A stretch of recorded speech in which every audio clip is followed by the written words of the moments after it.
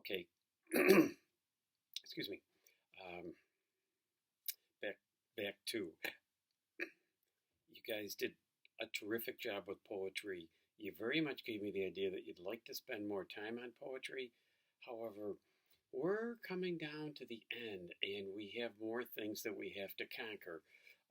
So I guess unfortunately we have to move forward from poetry, and I'll tell you that's pretty unusual. Um, because so often students are really intimidated by poetry. You folks weren't. You went right for it, and so I really give you a lot of credit for the way you attacked it and all the wonderful things that you wrote about. Um, you allowed yourself to become involved in the poems, and that's exactly what we're looking for. So, what exactly the author was saying isn't really relevant. What really matters is what the poem means to you, the reader, because if it's only what it means to the author, then, you know, so what? We want this to be personal. We want our study of literature, as we've talked about all semester long, to attach us. Okay, um, and so we're still moving in that same direction. In fact, I wore the shirt that I have on today from one of the times I ran the Marine Corps Marathon in Washington D.C. because we're going to be talking about um, drama primarily, but what's drama? But kind of retelling the human story, okay? And in running a marathon, you actually go through so much of what your whole existence is all about. You do so much self examination. You do so much delving into your inner soul to find out, what you're made of and how much you really want it and all of that. Okay. So running a marathon um, allows something of the same kind of experience as getting deeply involved in a piece of drama. Okay. And so I felt that this would be an appropriate shirt for that. Marine Corps is a really nice marathon. It starts in Arlington National Cemetery, goes past all of the monuments, goes through Georgetown, goes past all of the monuments and the White House and the the House of Congress, all of that stuff, the Senate building, um, past the Lincoln Memorial, um, and then finishes at the Iwo Jima Memorial. So you really, you're touching upon so many patriotic kinds of things when you're running this marathon too. So, but why is a marathon similar to the what goes on? Well, you know, okay, a marathon is running 26.2 miles, okay? And, you may be going along and you get to 18 miles in and you say, yeah, I feel good. But you know what? I still have 8 miles in front of me.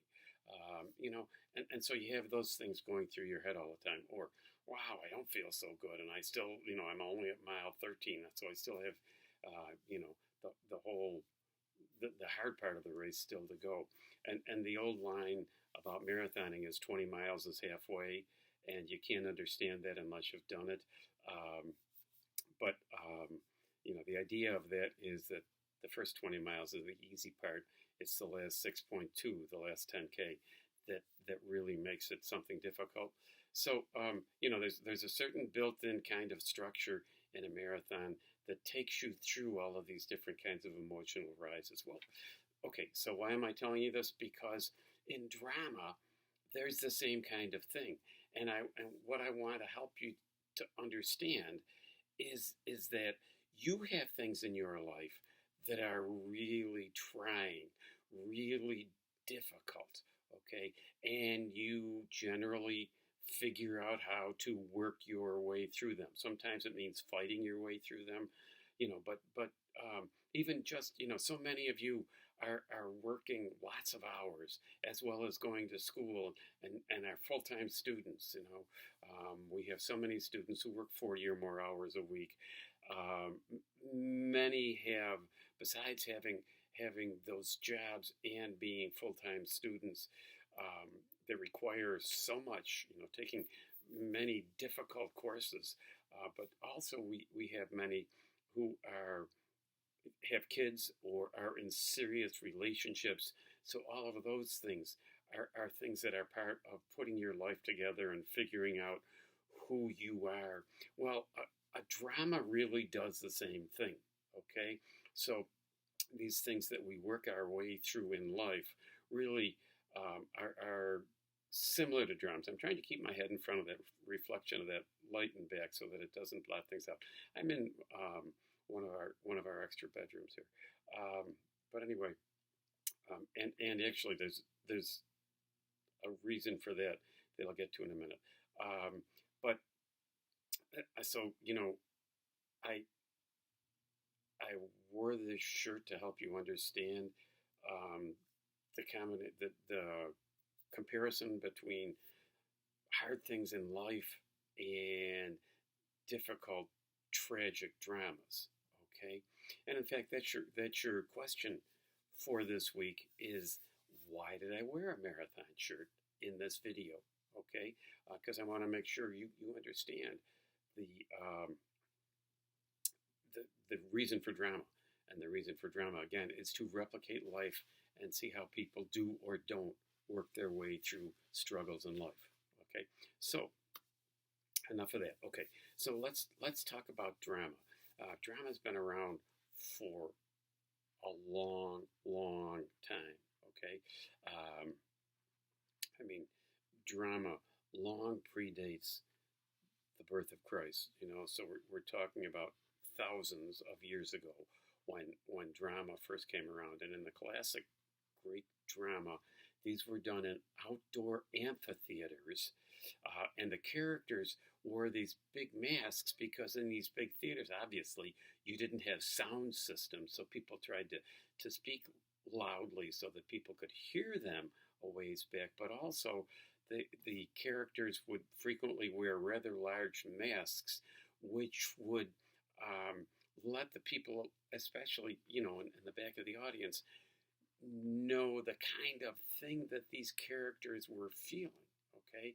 That's why masks were such a big part of these tragedies. And so you may have seen parts or all of these, a Greek tragedy where the characters are wearing these big masks and you wonder, well, what in the world? They're so gawky, they're so large, I don't know, so clumsy seeing. But that's why. So, if you've been to a theater like Shays and seen a performance there and you sit in the back row, they have a great sound system.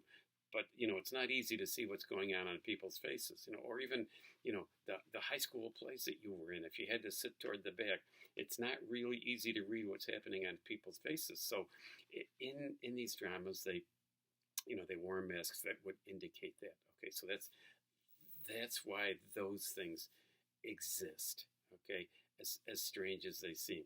Now, in classical Greek drama, there's also a part written for what's called the chorus. Okay, now in today's world, the chorus is the singers, and they add a lot to any kind of performance we see because the chorus really helps set the tone for everything that's going on.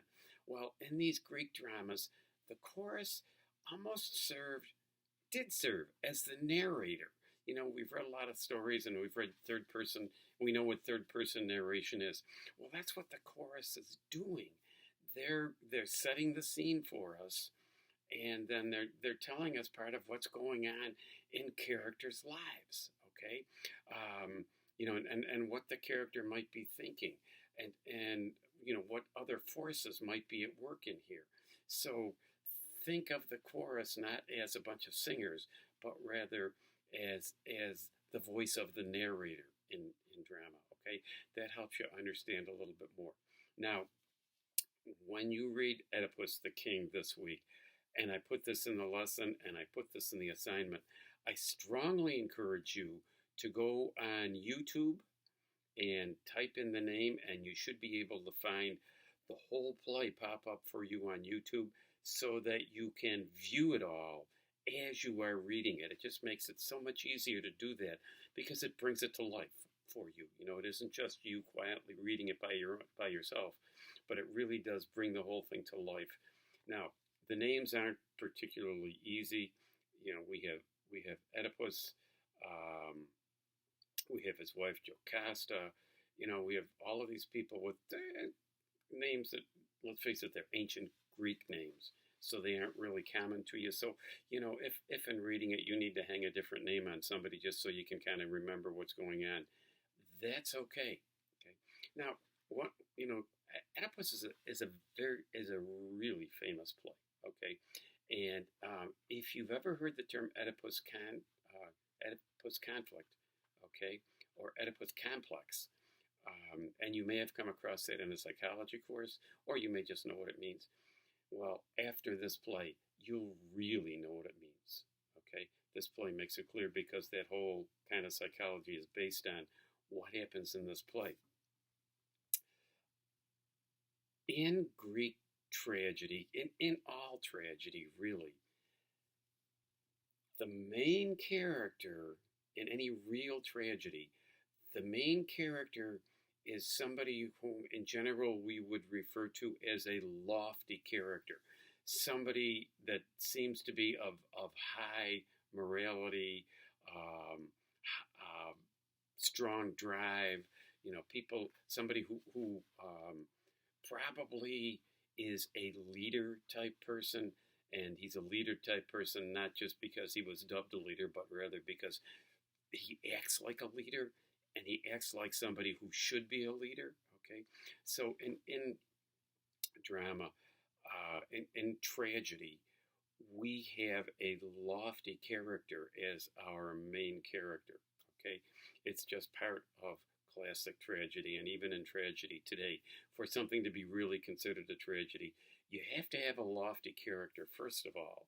Okay, tragedy doesn't just mean sad. Tragedy doesn't just mean somebody dies. In fact, you don't have to have anybody die to have a tragedy. Okay, but because of something within this character, okay, because of something within him, something personal about him, something that is referred to as a tragic flaw, our main character goes through a significant downfall. Okay, his life is dramatically changed, and again, a big part of it is it's brought about because of his own tragic flaw, something in his character. Frequently, that tragic flaw is pride. Okay, it is usually pride, but not always. Okay, but there's something in this character that causes him um, to bring about his own downfall. Okay, so you know, these are things that are part of tragedy. Okay, the overriding thing I want you to understand is that when you're reading a play, you should be able to get involved in it.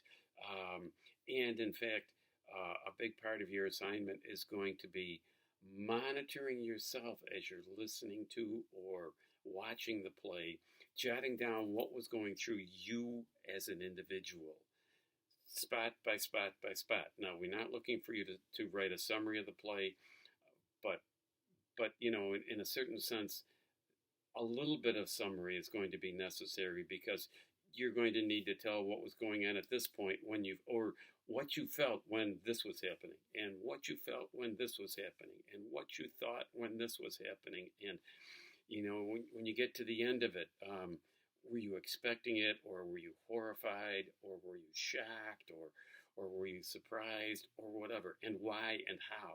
Okay, so that's the kind of thing you're going to be working on this week. So we're not looking for a summary of the play. Please don't do that, and you don't have to go into any deep description of Sophocles and his other plays and what Sophocles is all about. Suffice it to say that we want you to understand what Greek tragedy is all about. I already kind of presented the way that they set it all up, okay? So in a sense, there's no reason for you to write about that part of it. But what's important is that you see tragedy, that you see Greek drama in general, but these classical tragedies and even modern tragedies today as an exploration of the human condition, an exploration of the human being, an exploration of what it is to be human, how humans react in particular circumstances, and how you react in a particular circumstance. And they're all different. One play to another, our characters react differently, which is why we see them. And back to this shirt, I've run 31 marathons, and in every one, it's a very different experience from every other one. Even though some, like I've done this course, Marine Corps, 3 times, and I've done the Buffalo course, I don't know, 10, 12 times, whatever, and I've done the Disney course half a dozen times, and whatever. I've done a lot of them, but every time it's different. Okay, every time it's different, and every drama presents us with a different kind of human condition for us to get to know more about ourselves, as well as for us to know more about those characters, because again, those characters are really, in one way or another, a reflection of us. Will we ever be in the circumstance that Oedipus was in? Holy smokes, I certainly hope not, okay? But the trials and tribulations that he goes through, the belief in himself, the doubting of himself, the discovering the ultimate truth, the taking himself to task, all of these things are things that we do in our own lives from time to time. Certainly nothing as gargantuan as what Oedipus has to do, because what he lives through is amazing, amazing in the sense of holy cow, but that's beside the point. It's all human emotion, and that's who we are and what we are. So why are we in a bedroom? Because a big part of this story has to do with a marriage and a family and children, okay? And children usually come about through something that happens in a bedroom. So I thought, this would be an appropriate place to do this too, okay? Now, part of the construction, and I'm going to go through this just quickly because it's in the notes that, in the lesson that I have for you this week. But dramatic structure is very, stylized. It's like, it goes like this. We start with an introduction or exposition. It gives us a chance to meet the characters. It gives us a chance to learn the setting.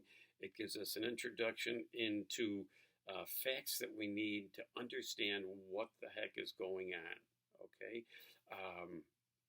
And so early in this play, we'll meet Oedipus, and Oedipus, you'll learn about him here, but Oedipus is actually left where he had been raised to try to escape what seemed to be his fate, and we've talked about fate early on. We've talked about irony, of course, and so we'll see supreme irony in this one. In a sense, similar to the way we saw supreme irony in Appointment in Samara, okay? Then, after we get to know the characters and see what's going on a little bit, we have what's called the rising action or complication. We start out in a certain way, but then all of a sudden things start getting more complicated, and things start to move a little faster, and we get kind of the start of the conflict that goes on in every tragedy between our heroic character and the antagonistic character, or the forces of fate, which can be the antagonistic character. We see all of this going on. So there is the rising action that takes place that gets us more involved in the theme of the whole thing. Okay. Then, actually, there's a turning point in the rising action. Maybe at the very peak, because it's also called the climax, the high point. Okay. This is the peak of the conflict. This is the part where the big forces in conflict all kind of come together, okay, come crashing together. And then we have falling action. Things start to slow down a little bit usually. Things start to maybe make a little more sense, maybe not, because boy, in this play, it's like, holy cow, holy cow. Does anything ever really make sense when you go through this play? Okay. But you get to see that that everything that we've seen has led us toward this catastrophe, this tragedy, this awful stuff that's going to happen. Okay, and then we have the resolution, which is referred to as the denouement. It's the aftermath of the downfall, and it's a final coming together of the whole thing. Okay, so again, that's the classic structure, and it's in the notes. A little bit of an explanation. This is an incredible play, and I think you'll really understand it much better if you can, as I say, find it on YouTube and read it while you listen to it. Or, if you get a really good rendition, then just listen to it as long as, it's fully understandable. That's okay. So, you know where to get me. You guys are just, hitting home runs week after week after week. So this is all so much fun. And I look forward to hearing from you soon. You know where to get me if you need to. Okay, thanks.